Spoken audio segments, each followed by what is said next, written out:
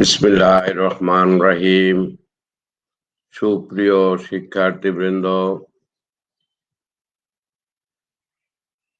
পাল্লা মাহবুব আদর্শ উচ্চ বিদ্যালয় অনলাইন এডুকেয়ার থেকে তোমাদের সকল শিক্ষার্থীকে জানাচ্ছি স্বাগতম, শুভেচ্ছা। প্রিয় শিক্ষার্থীবৃন্দ, তোমরা নিশ্চয়ই মঙ্গল মতে আছো, ভালো আছো, সুস্থ আছো এবং স্বাস্থ্যবিধি মেনে চলাফেরা করছো। প্রিয় শিক্ষার্থীবৃন্দ, শীতের প্রকোপ বেড়ে গেছে।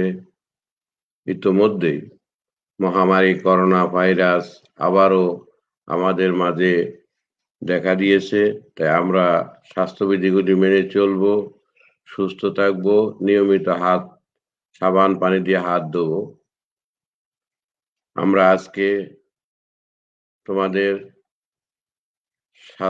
সুস্বাস্থ্য কামনা করে এবং আল্লাহর নিকট দোয়া করি যেন তোমরা সুস্থ থাকো।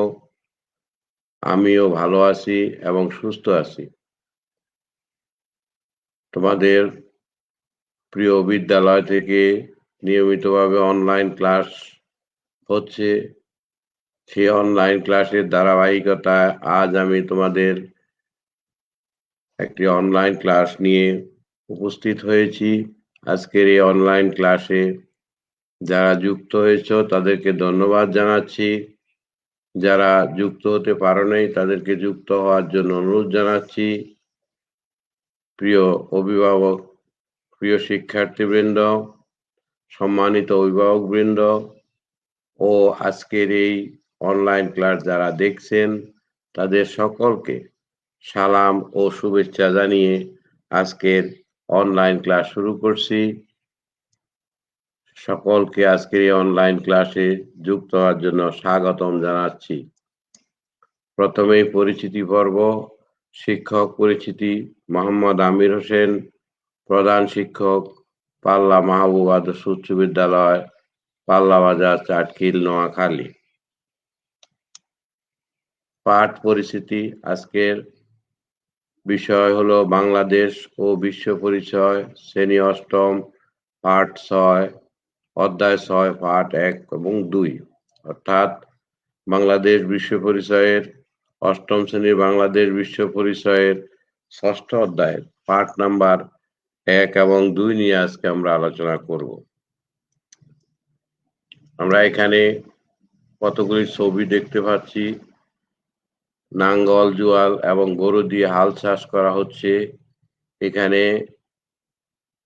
কি করা হচ্ছে, জলপথে মালামাল নেওয়া হচ্ছে। পাশে আমরা দেখতে পাচ্ছি পুকুরে মৎস্য চাষ করা হচ্ছে। সেই মৎস্যের পুকুরে খাবার দেওয়া হচ্ছে, সম্পূরক খাবার দেওয়া হচ্ছে। পাশে আমরা দেখতে পাচ্ছি এখানে শিল্প কারখানা দেখা যাচ্ছে। প্রিয় শিক্ষার্থীবৃন্দ, প্রথমটা হলো কৃষিজ কাজ, তারপরে হলো বনে কাঠ সংগ্রহ, তারপরে মৎস্য খামার, এরপর হলো পাট কল দেখানো হচ্ছে।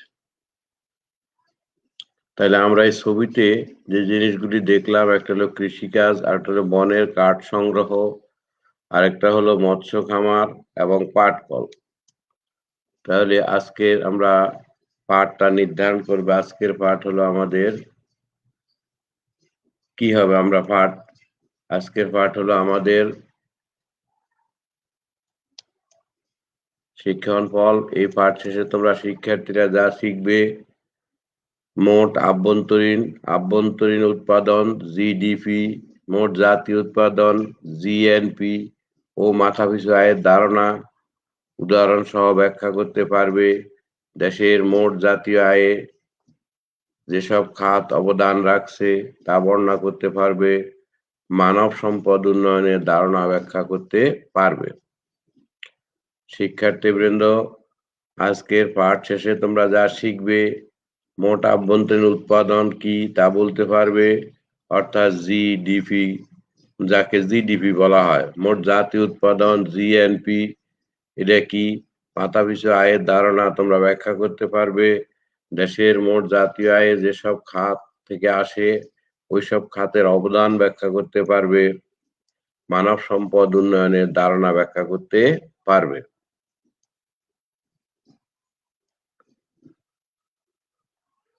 বাংলাদেশকে বলা হয় কৃষি প্রধান দেশ। দেশের বেশিরভাগ লোক গ্রামে বাস করে, আর কৃষি আমাদের জীবিকার প্রধান উপায়। শহর অঞ্চলের মানুষ প্রধানত চাকরি ও ব্যবসা বাণিজ্য করে। আমাদের এই বাংলাদেশ হলো কৃষি প্রধান দেশ। এদেশের বেশিরভাগ লোক গ্রামে বাস করে, আর তারা কৃষি কাজ করে জীবিকা নির্বাহ করে।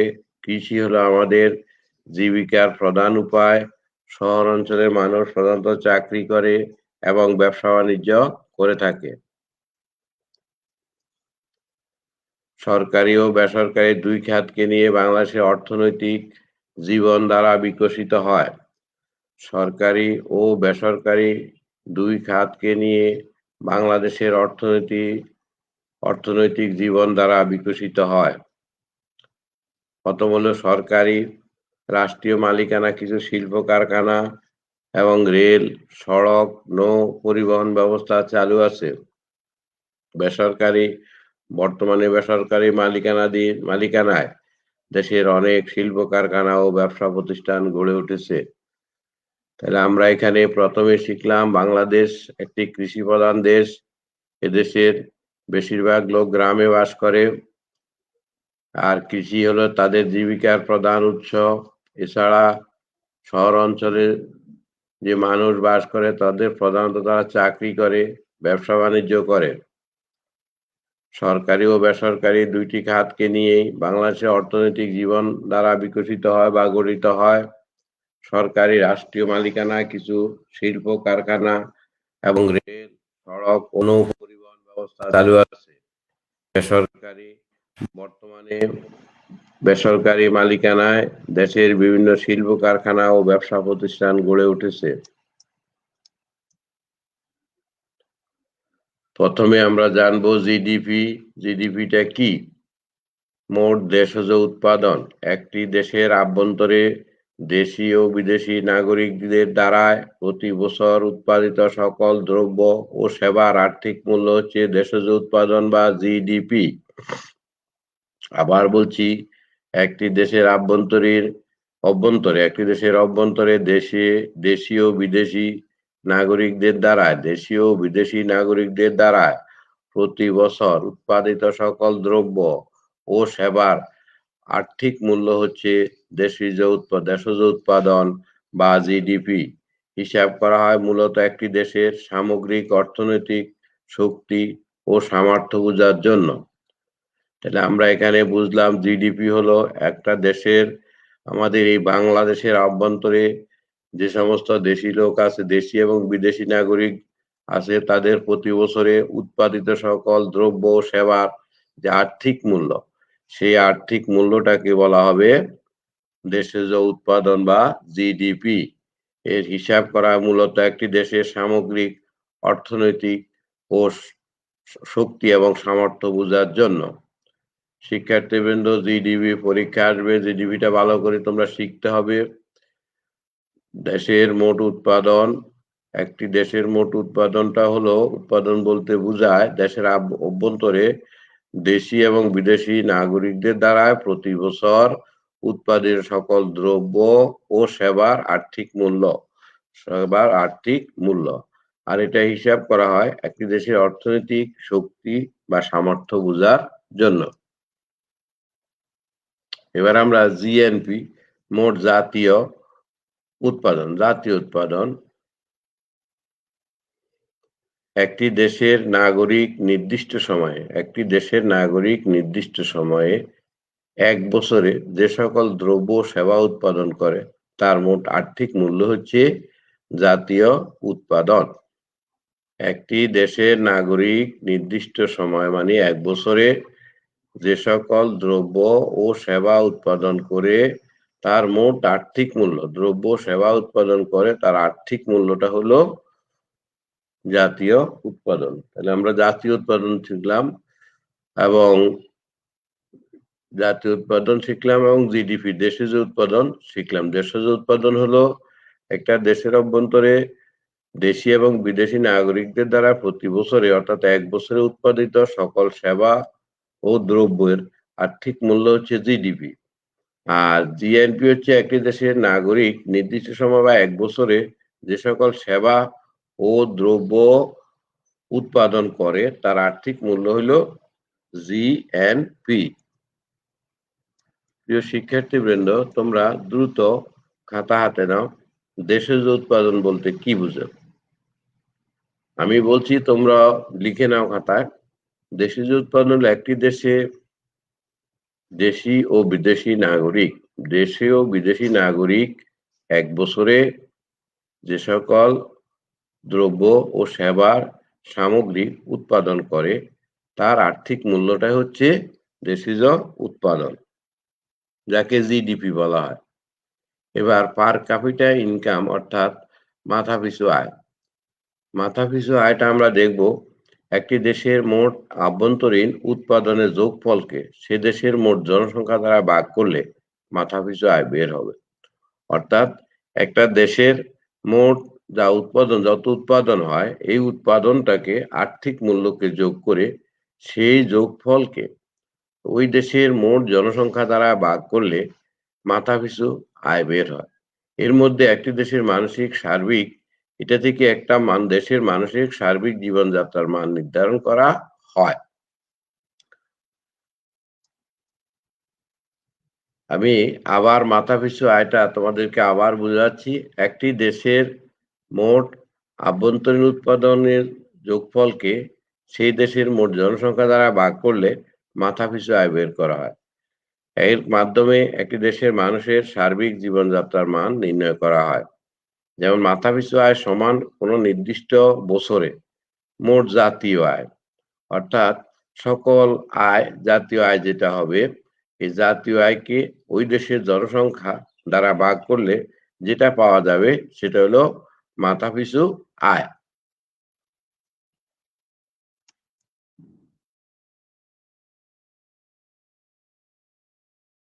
বাংলাদেশের জাতীয় আয়ের বিভিন্ন খাত। বাংলাদেশের জাতীয় আয়ের বিভিন্ন খাতে অবদান, কোন কোন খাত জাতীয় আয় অবদান রাখে আমরা এখন সেটা নিয়ে আলোচনা করব। অর্থাৎ বাংলাদেশে যে সকল জাতীয় আয়ের বিভিন্ন খাত আছে, যে খাত থেকে সরকার আয় করে এবং দেশ পরিচালনা করে সেই খাতগুলি নিয়ে আমরা আলোচনা করব। প্রথমেই আমরা বাংলাদেশের জাতীয় আয়ের উৎস হিসেবে আমরা অনেকগুলি খাতের নাম উল্লেখ করতে পারি। এর মধ্যে প্রথম হলো কৃষি ও বনজ, মৎস্য সম্পদ, শিল্প, খনিজ, বিদ্যুৎ, গ্যাস ও পানি সম্পদ, তারপরে নির্মাণ শিল্প, পাইকারি, বিপণন, হোটেল রেস্তোরাঁ, পরিবহন, যোগাযোগ, ব্যাংক, বীমা, স্বাস্থ্য, সামাজিক, ব্যবসা বাণিজ্য, শুল্ক প্রবৃত্তি, শুল্ক বা কর প্রবৃত্তি। এদের মধ্যে আমাদের জাতীয় উৎপাদন ও আয়ের কয়েকটি খাত নিচে আলোচনা করব। আমরা এখানে অনেকগুলি খাত দেখলাম। বাংলাদেশের জাতীয় আয় যেগুলি যে খাতগুলি অবদান রাখছে তার মধ্যে হলো প্রথমটা হলো কৃষি ও বনজ, তারপর 2 নম্বর হলো মৎস্য সম্পদ, 3 নম্বর শিল্প সম্পদ, 4 খনিজ, 5 বিদ্যুৎ, 6 গ্যাস ও পানি সম্পদ, 6 হলো নির্মাণ শিল্প, 7 হলো পাইকারি ও বিপণন, 8 হলো হোটেল রেস্তোরাঁ, 9 পরিবহন ও যোগাযোগ, তারপর 10 হলো বীমা ব্যাংক বীমা, তারপর 11 হলো স্বাস্থ্য, 12 হলো সামাজিক ব্যবসা বাণিজ্য, 13 হইলো শুল্ক বা কর। এদের মধ্যে আমরা অল্প কয়টা খাত নিয়ে তোমাদের সাথে এখন আলোচনা করব। প্রথমে আমরা যে খাতের কথা বলবো সেটা হলো কৃষি ও বনজ। প্রথম যে খাতের কথা আমরা আলোচনা করব তা হলো কৃষি এবং বনজ। খাদ্যশস্য, শাকসবজি ও বনজ উৎপাদন, বনজ সম্পদ এই খাতের অন্তর্ভুক্ত। খাদ্যশস্য, শাকসবজি ও বনজ সম্পদ 2012-13 অর্থ বছরে এই খাতের অবদান ছিল 13.9%। প্রবৃদ্ধির হার ছিল 1.67%। 2016-17 অর্থ বছরে এই খাতের অবদান 11.12%, প্রবৃদ্ধি 1.96%। তাহলে কৃষিজ ও বনজ সম্পদের মধ্যে আছে খাদ্যশস্য উৎপাদন, শাকসবজি উৎপাদন ও বনজ সম্পদ এই খাতে অন্তর্ভুক্ত। যে 2012-13 অর্থ বছর বলতে বোঝায় যে জুন থেকে পরবর্তী জুলাইয়ের 1 তারিখ থেকে পরবর্তী জুনের 30 জুন পর্যন্ত এই 1 বছরকে বোঝায় অর্থবছর। এই খাতের অবদান ছিল 13.09% এবং প্রবৃদ্ধির হার ছিল 1.47%।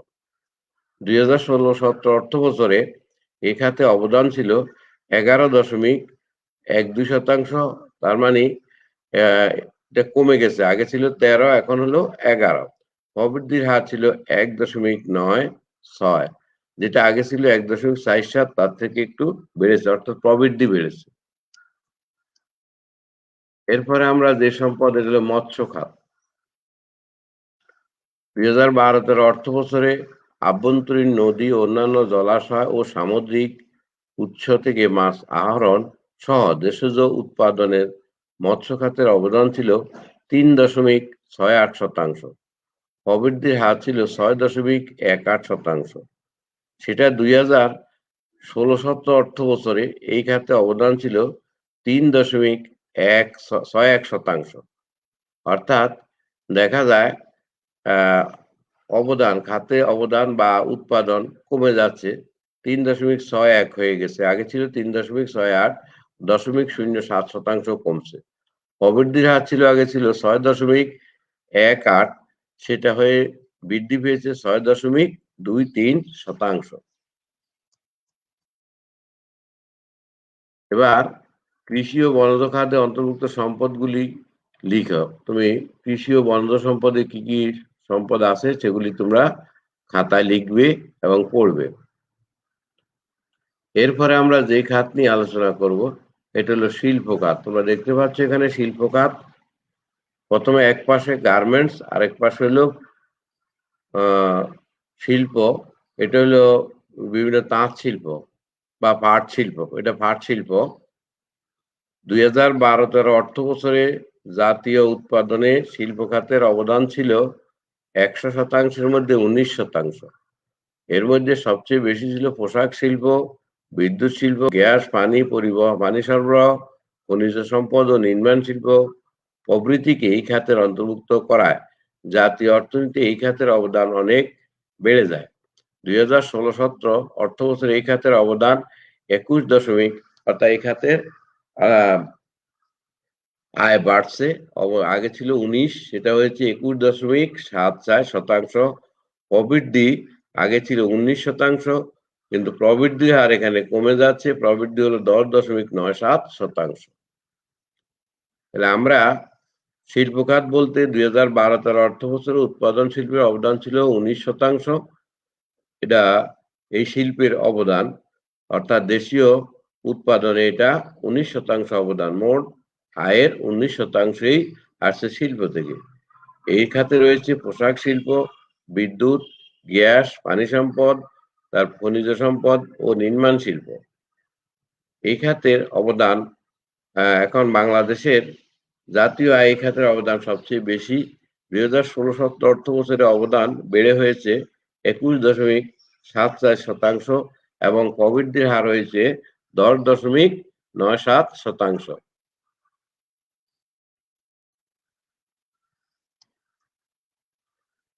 এখন আমরা দেখব, দেখো পাইকারি ও খুচরা বাণিজ্য। 2012-13 অর্থ বছরে জাতীয় আয়ের এই খাতে অবদান ছিল 14.3% এবং প্রবৃদ্ধির হার ছিল 6.18%।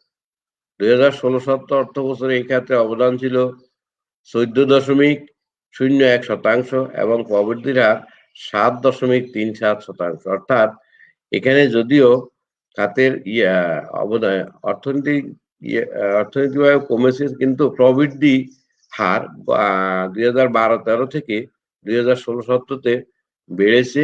আগে ছিল 6.18%, পরে এটা প্রবৃদ্ধিটা বেড়ে হয়েছে 4 বছর পরে 7.37%। এটা হলো যোগাযোগ খাত, পরিবহন, সংরক্ষণ ও যোগাযোগ খাত।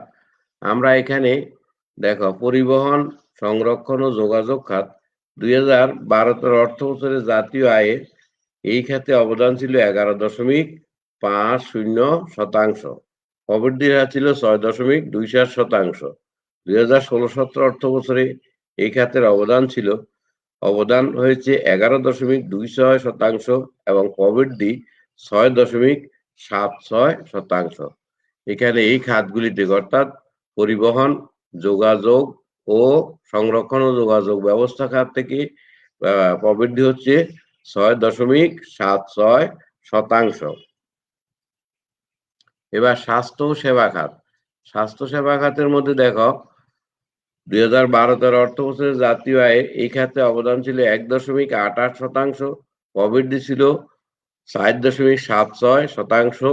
16-17 অর্থ বছরে এই খাতে অবদান 1.85%, প্রবৃদ্ধির হার 7.63, যেটা আগে ছিল 4.76, সেটা হয়ে গেছে 7.63%। পরবর্তীতে এবার গুরুত্ব দেখো, একইভাবে ধরলে আমাদের জাতীয় উৎপাদনে কৃষির অবদানের সর্বাধিক। আমরা এখন দেখব এই যে কয়টা জাতীয় উৎপাদন, যে কয়টা সূচকের কথা আমরা আলোচনা করেছি, যে কয়টা খাতের কথা আলোচনা করেছি, তার মধ্যে গুরুত্ব হলো সবচেয়ে বেশি কৃষি সম্পদের। এটা আমরা যদি এইভাবে আলোচনা করি তাহলে দেখা যাবে সর্বাধিক অবদান হলো কৃষি। তবে শিল্পের ভূমিকাও দিন দিন গুরুত্বপূর্ণ হচ্ছে। তাছাড়া সেবা খাত সমূহ বাংলাদেশের অর্থনীতি বিরাট অবদান রাখছে। আশা করা যাচ্ছে যদি এই ধারা অব্যাহত থাকে তাহলে আগামী 2041 সালে আমাদের দেশটা উন্নত দেশে রূপান্তরিত হবে। বর্তমানে বিশ্ব প্রযুক্তি নির্ভর, কৃষি, শিল্প, যোগাযোগ, সেবা প্রভৃতি খাতে উন্নয়নে প্রযুক্তি বিকাশকে কাজে লাগিয়ে সহজে আমরা জাতীয় উন্নয়নকে ত্বরান্বিত ও জাতীয় আয় বৃদ্ধি করতে পারি এবং এই কাজে আমরা ইতোমধ্যেই মনোনিবেশ করেছি। আশা করা হচ্ছে যে যদি আমরা প্রযুক্তি নির্ভর এই খাতগুলিকে প্রযুক্তি নির্ভর করে এবং আমাদের উন্নয়নকে ত্বরান্বিত করতে পারি তাহলে আমরা উন্নত দেশের কাতার গিয়ে বুঝতে পারবো। শিক্ষার্থীবৃন্দ, আজকের এই পাঠ শেষ করে তোমরা পাঠ্য বইয়ের অংশটা পড়ে ভালোভাবে আজকের পাঠ অনুসরণ এবং পাঠ্য বই মিলিয়ে বাংলাদেশের জাতীয় আয়ের বিভিন্ন খাতগুলির নাম লিখবা। অর্থাৎ জাতীয় আয়ের কি কি খাত আছে এই খাতগুলির নাম লিখবা এবং দুই একটি বর্ণনা দিবে। এটা বাড়িতে খাতায় লিখে পড়ে নিবে। প্রিয় শিক্ষার্থীবৃন্দ, এবার যাব আমরা মূল্যায়ন পর্বে। মূল্যায়ন পর্বে দেখো জিডিপি এর পূর্ণ কি। তাহলে জিডিপি এর পূর্ণ হলো 2015-16 অর্থ বছরের জাতীয় আয় শিল্প খাতের অবদান কত ছিল। এখন আমরা দেখব এদেশের বেশিরভাগ মানুষ কোথায় বাস করে? গ্রামে। গ্রামে আছে তাঁতি, জেলে, অফিস আদালত ও কৃষিক্ষেত। এখানে উত্তরটা কোনটা হবে? উত্তরটা তোমাকে চিহ্নিত করতে হবে। তাইলে এখানে প্রথমটা হলো গ্রামে, দ্বিতীয়টা হলো গ্রামে আছে তাঁতি এবং জেলে। বহু নির্বাচনী প্রশ্ন, জাতীয় উৎপাদনে এককভাবে কোন খাত সর্বাধিক? এটা হলো কৃষি খাত। তারপর দেখো জাতীয় আয়ে অন্তর্গত উৎপাদন, গায়কের গান গাওয়া, গৃহিণী রান্না করা, ব্যবসা বাণিজ্য করা। এখানে কোনটা হবে? এখানে হবে 1 আর 3, বাড়ির কাজ। শিক্ষার্থীবৃন্দ, আজকের পাঠ অবলম্বন করে পাঠ্য বই পড়ে বাংলাদেশের জাতীয় আয়ের বিভিন্ন গুরুত্বপূর্ণ খাতগুলি তুমি ব্যাখ্যা করবে, খাতায় লিখে নিবে এবং পড়ে নিবে। তোমাদের সকল শিক্ষার্থীকে আজকের পাঠে অংশগ্রহণ করার জন্য ধন্যবাদ জানিয়ে আজকের পাঠ এখানে শেষ করছি। আল্লাহ হাফেজ। সকলেই ভালো থাকো। ধন্যবাদ।